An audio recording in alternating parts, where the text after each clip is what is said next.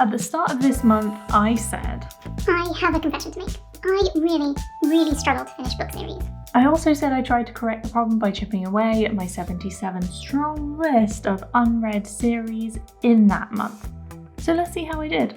I mentioned my previous video, which is worth a watch if, like me, you struggle to finish your unread series, yes, even if you love them.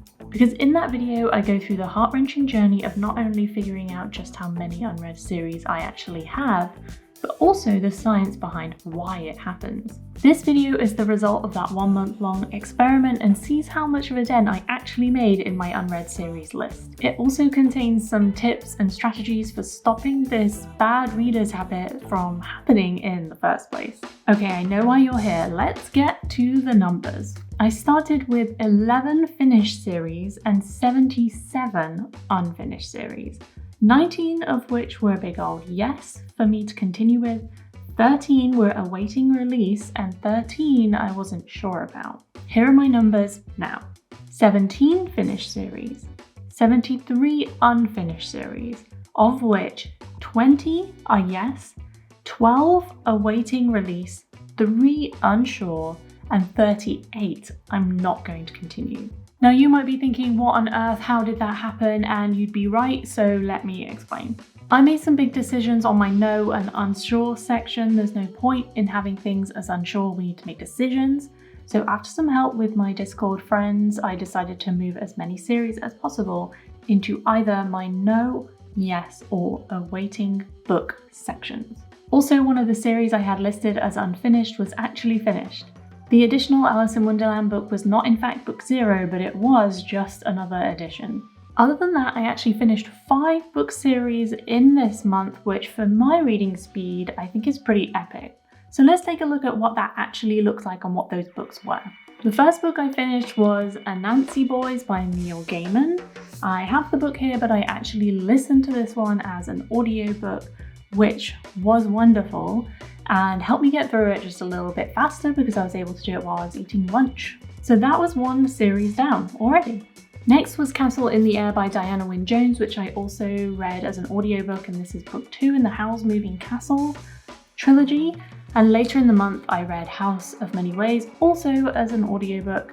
These are kind of smallish books, so they fit quite well as audiobooks because I could listen to them on my Spotify without going over the hours. So that's another series down, although I didn't quite enjoy this as much as I hoped I would. The second book in particular is just no. If you want to know specifically what I thought of these, I put reviews on Goodreads for every single book I read, so they're on there.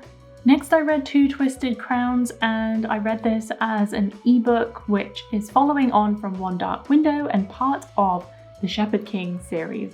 I really enjoyed that book. I really enjoyed the series as a whole. It's just a duology. So if you fancy a bit of slightly dark fantasy fairy tale mixed up in there, I highly recommend the series, especially because it's not too long. Duologies are just perfect. So that's another series down, and next it was Bookshops and Bone Dust. I read this as a physical book, and it's the prequel to Legends and Lattes, and I really enjoyed this one. It was a nice quick read again, and I read it as part of a read-along in my Discord, so if you want to look out for future read-alongs that we might do for future releases of books, come check out the Discord and come join. I would love to have you there. So that's series 3 down, although if Travis brings out another book in the series, then I'll have to put it back on an unread series list, but for now it's done. I meant to say that was series 4 because this one is series 5 completed, which is the Temple of Fortuna, part of the Wolf Den trilogy. I have absolutely adored this trilogy and I'm kind of sad it's over. I gave 5 stars to every single book in this series, which I don't think I've ever done before, so I highly recommend it, especially if you're into kind of Greek mythology or ancient historical fiction. You will love this series, go read it.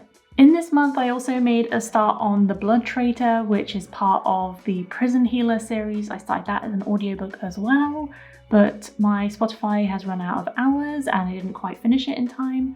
And then they also started but didn't finish The Ashes and the Star-Cursed King. I was reading as an ebook and I didn't quite finish it. I actually finished it a couple of days into the following month. But that's another series finished regardless, but I didn't finish with it in the month. Now, I wasn't immune to starting new series at all. I actually started The Stardust Thief, which is a completely new series, and I read Divine Rivals, which is part of a duology, so I still added new series to the list. The funny thing is, after all of this, even though I finished 5 series within that month, my yes list, the list where I'm going to continue reading series that I've already started, has actually gone up by 1. So now we know the numbers, let's get into the more important bit. Was it worth it? I had a lot of fun and it was really rewarding and satisfying to spend the majority of this month's reading time finishing book series. Did I have to enact some serious willpower to not start new series this month? Yes. But did I actually succeed in not starting new series this month? No. But was it worth it? Yes. A lot of the series that I've read this month are ones that I've actually enjoyed, so there's no reason for them to be sitting unread. There's no reason for me not to be reading them. As I said in my last video, it's our brains actively working against us. So to combat that, we have to figure out a way to push through. For me, it was creating this spreadsheet and making it a goal or mini challenge to get the ball rolling. Now I've started, I realize how satisfying it is, so I'll continue. If you're like me and struggle to finish unread series, then I recommend doing something like this, especially the spreadsheet, because then you can see what you actually have left to read.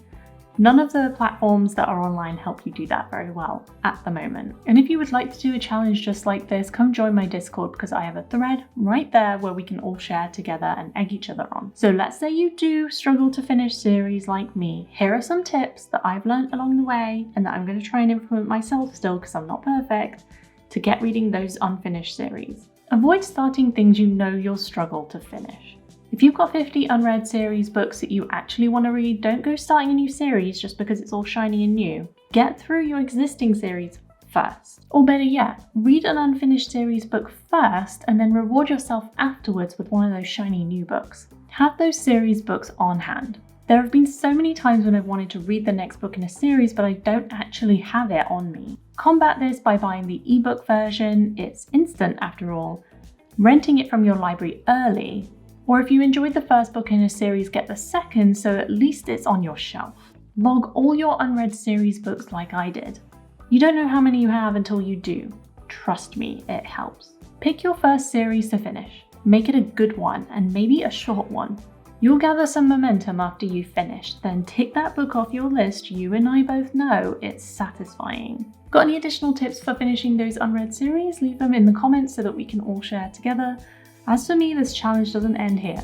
I've got some more unread series to finish.